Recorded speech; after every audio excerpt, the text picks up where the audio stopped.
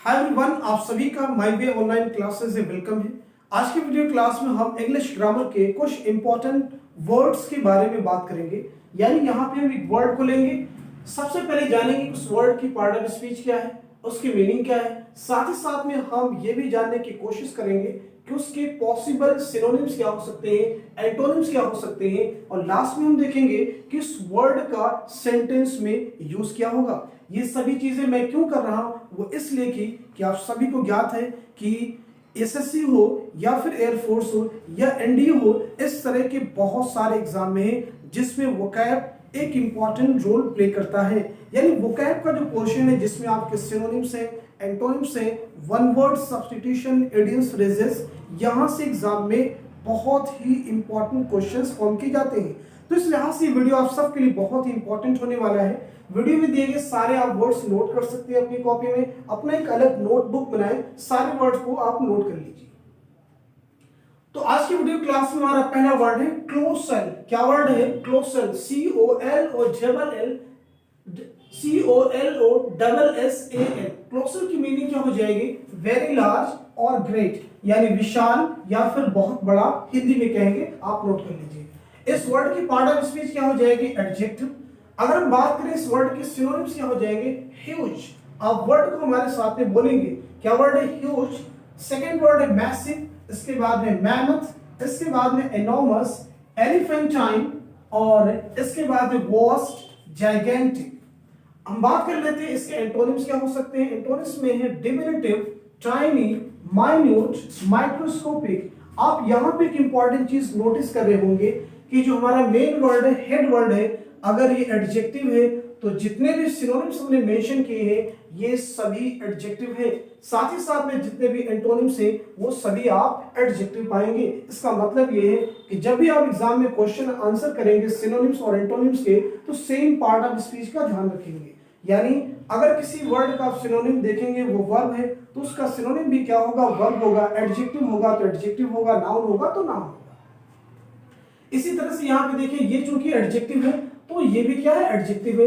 सामान्यतः जिन वर्ड्स के लास्ट में एल का यूज होता है वो एडजेक्टिव होते हैं। यानी एल क्या है? ये एडजेक्टिव सफिक्स है। एल ये एडजेक्टिव सफिक्स है।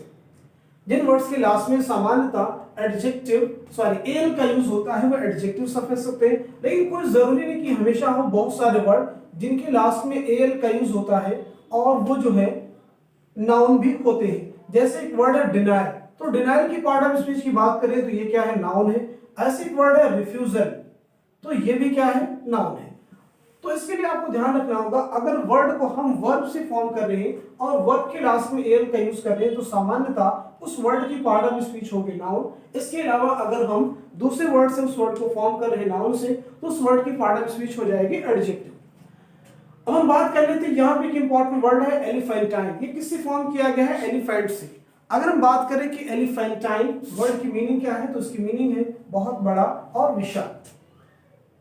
एलिफेंटाइन वर्ड से इंग्लिश में कई फ्रेज बनते हैं। जैसे बनता है एलिफेंटाइन मेमोरी, एलिफेंटाइन मेमोरी। तो एलिफेंटाइन मेमोरी की मीनिंग क्या होगी? नोट कर लीजिएगा, an extremely good memory, an extremely good memory। Elephantine memory की मीनिंग क्या है? an extremely good memory। Next word और लिख लेंगे, रिटेंटिव मेमोरी। रिटेंटिव मेमोरी की मीनिंग क्या हो जाएगी? हैविंग कैपेसिटी टू रिटेन और रिमेंबर,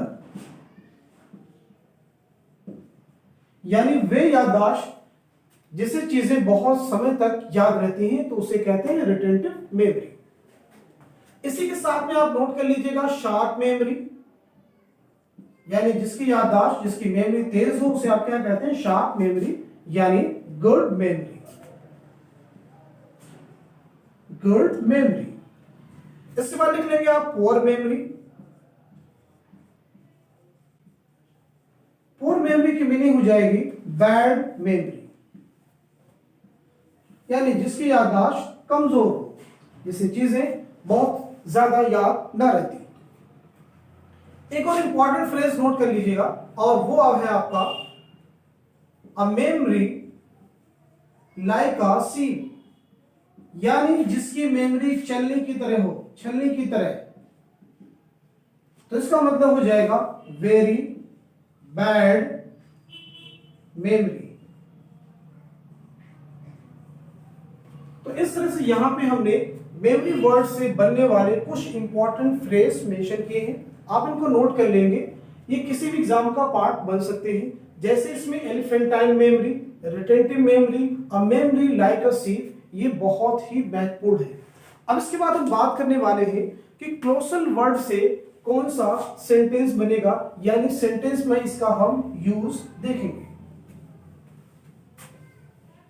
क्योंकि यहां तक हम समझ चुके हैं कि क्लोजल वर्ड की पार्ट ऑफ स्पीच क्या है, उसके सिनोनिम्स क्या हैं, उसके एंटोनिम्स क्या हैं, और उससे रिलेटेड वर्ड्स। सेंटेंस आप नोट करेंगे, a colossal statue of the town's founder was erected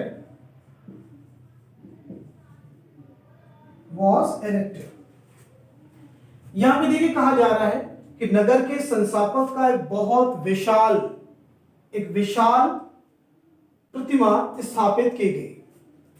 तो यहां पे वर्ड जो आपका यूज किया गया है क्लोसल, क्लोसल का मतलब विशाल। इस तरह से आज की वीडियो क्लास में बहुत कम समय में एक महत्वपूर्ण वर्ड को कवर किया है, वो है आपका क्लोसल।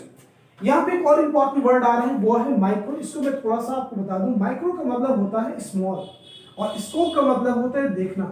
तो चूंकि माइक्रोस्कोप किसे कहते हैं, सूक्ष्मदर्शी को कहते हैं, और वो नाउन है, उसी से एडजेक्टिव बन गया माइक्रोस्कोपिक, यानी वो चीजें जो बहुत छोटी होती है, अति सूक्ष्म होती है, उन्हें कहते हैं, उनके लिए यूज करेंगे माइक्रोस्कोपिक। आज की वीडियो क्लास में बस इतना ही रखते हैं। Thank you so much for watching this video.